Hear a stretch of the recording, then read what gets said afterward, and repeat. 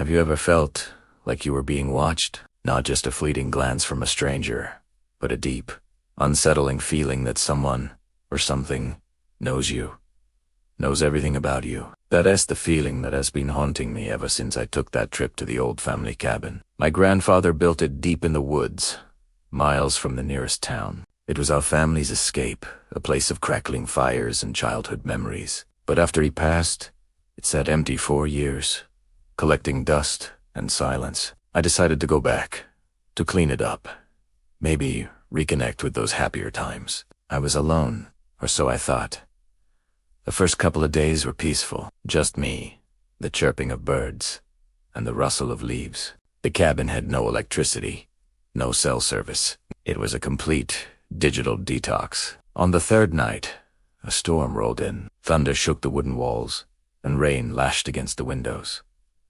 That's when I first heard it. A faint, persistent ringing. I tried to ignore it, thinking it was just the wind or my mind playing tricks on me. But it grew louder, clearer. It was a phone, an old rotary phone, black and heavy, sitting on a dusty side table in the corner. A phone that hadn't been connected in at least 20 years. How was it ringing? My heart started pounding against my ribs. Curiosity, or maybe just a desperate need to make it stop, got the better of me. Primera wildcat, over my hand, trembling as I reached for the receiver. I lifted it to my ear. The ringing stopped. There was only static, a harsh, crackling sound, like a radio searching for a station that doesn't exist. "Hello?" I whispered, my voice barely audible over the storm and the static. For a moment, there was nothing. Then, a voice, raspy and low, cut through the noise. "Hello, Michael?" Ice flooded my veins. "How did it know my name?" "Who is this?" I demanded, trying to sound braver than I felt. The voice chuckled, a dry, grating sound that sent shivers down my spine. "You don't remember me, but I remember you. I remember everything." The voice began to talk, and the world fell away. It spoke of things no one else could possibly know. It described the secret fort I built behind the cabin as a kid, the one I never told anyone about. It mentioned the scar on my knee from when I fell off my bike. On my 7th birthday, describing the color of the bandages my mom used. It was impossible. These weren't just guesses. They were specific, detailed memories. "How do you know this?" I stammered, backing away from the phone, the cord stretching taut. The voice ignored my question. It kept going. Its tone growing colder, more menacing. It talked about the arguments I had with my parents, the fears I kept hidden in my diary, the name of my first crush. It was like it was peeling back layers of my life, exposing every secret I'd ever kept. "I know you broke your grandmother's favorite vase, Michael," the voice rasped. "You told her the cat did it. You always were a good liar."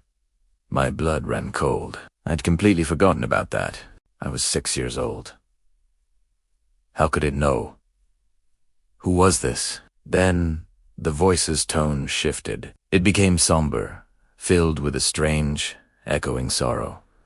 "I know about Sarah," it whispered. My breath caught in my throat. Sarah?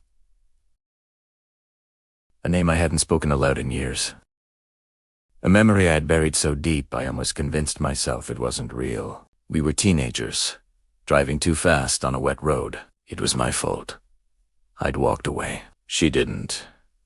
You left her, Michael, the voice accused. The sound crackling with static and something that sounded like grief. You never went to her funeral. You just ran away.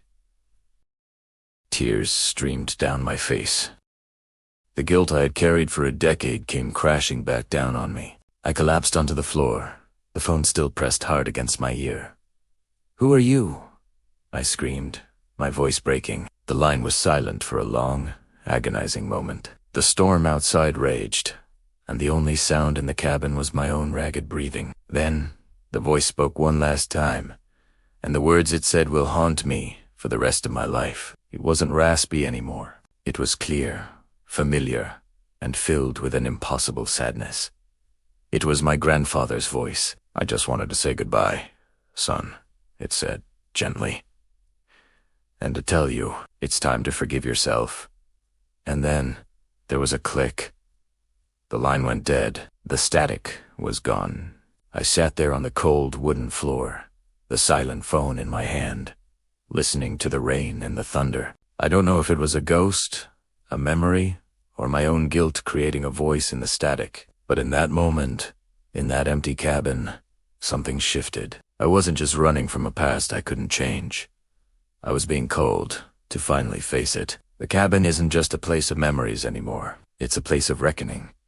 And I know, sooner or later, I'll have to go back. The phone is waiting.